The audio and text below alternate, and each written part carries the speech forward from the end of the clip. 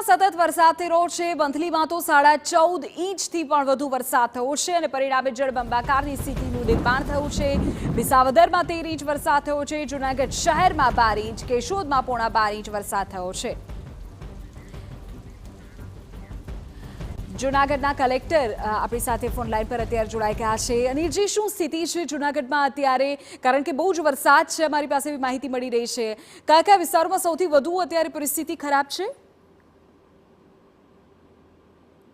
Sir, અવાજ આવે છે?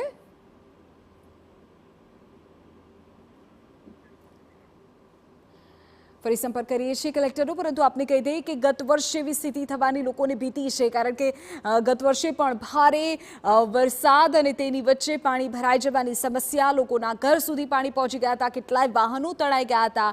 માણાવદર તાલુકાના 17 ગામો તો એવા છે કે જે સંપર્ક વિહોણા થઈ ગયા છે અને ગેડ પંથક તો જાણે બેટમાં ફેરવાઈ ગયું છે। આપને કહી દઈએ કે જૂનાગઢ જિલ્લામાં અત્યારે ઓરેન્જ એલર્ટ છે। ઉલ્લેખનીય છે કે વંથલીમાં 14.5 ઇંચ વરસાદ પડી ગયો, વિસાવદરમાં 13 ઇંચ વરસાદ ખાબકી ગયો, જૂનાગઢ શહેરમાં 12 ઇંચ વરસાદ પડી ગયો, કેશોદમાં 12.5 ઇંચ વરસાદ પડ્યો છે, માણાવદરમાં ફરી 11 ઇંચ જેટલો વરસાદ પડ્યો છે। ગત મોડી રાત્રે વરસાદે તેનું રૌદ્ર રૂપ બતાવ્યું હતું અને સર્વત્ર જળબંબાકારની સ્થિતિ છે। જૂનાગઢના દ્રશ્યો આપણી સામે છે, અહીં કોઈ પણ આપ જોઈ શકો તેવી સ્થિતિ નથી। ભારે વરસાદ જ્યાં સ્થળ છે ત્યાં અત્યારે જળ છે, ચારે બાજુ માત્ર પાણીનું સામ્રાજ્ય છે। ગત વર્ષ જેવી જ સ્થિતિની ભીતિ લોકો અત્યારે સેવી રહ્યા છે, કારણ કે ગત વર્ષે તો ભારે ખાનાખરાબી સર્જાઈ હતી। કલેક્ટર આપણી સાથે ફરી ફોન લાઈન પર જોડાઈ ગયા છે। સર, શું સ્થિતિ છે અત્યારે જૂનાગઢમાં ઓવરઓલ?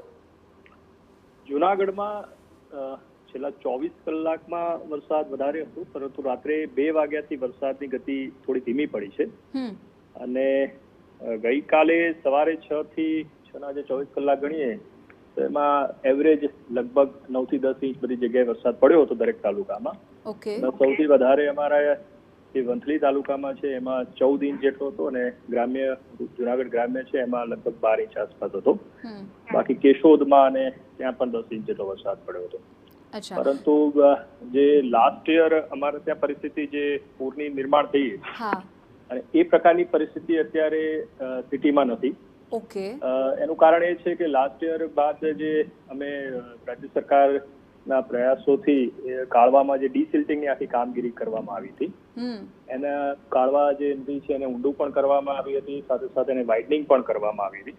એટલે આ એની જે કેરિંગ કેપેસિટી છે, પાણી વહન કરવાની ક્ષમતા, એમાં ખૂબ સારો વધારો થયો। એના લીધે જે ગયા વખતે સોસાયટીમાં પાણી બધા ફરી વળ્યા હતા એવી પરિસ્થિતિ નિર્માણ નથી થઈ।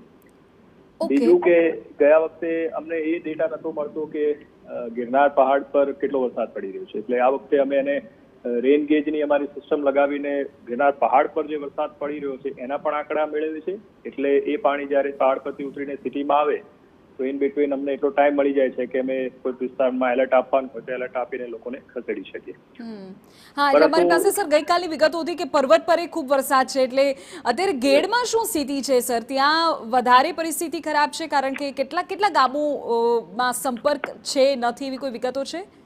ગેડ વિસ્તારમાં એવું છે કે જે પણ અમારા વિસાવદર હોય, ભેસાણ હોય, જૂનાગઢ ગ્રામ્ય હોય કે સિટી હોય, મેંદરડા, આ બધા તાલુકામાં વરસાદ પડે તો એ વરસાદ પણ નદી મારફતે, ઓજત નદી મારફતે ગેડ વિસ્તારમાં જતો હોય છે અને પ્લસ કેશોદ અને માંગરોળમાં વરસાદ પડે એ પણ ત્યાં અસર કરતો હોય છે। એટલે એ વિસ્તારમાં પાણી જે ફરી વળતા હોય છે અને જે રસ્તાઓ કટ ઓફ થયા હોય છે, જિલ્લામાં લગભગ અત્યારે જોઈએ તો 50 અલગ અલગ પંચાયતના સ્ટેટના રસ્તા જે છે એ cut off because of topping એ ગામડા કટ ઓફ થયા છે। એવા લગભગ 27 ગામડા છે। એમાં ઘેડમાં અમારા ત્યાં બાલાગામ, બામણાસા, મઢડા, મુલિયાસા, સરોડ, ઇન્દ્રાણા, અખોદળ, આ બધા ગામડા કટ ઓફ છે, પરંતુ અંદર લોકો સેફ છે।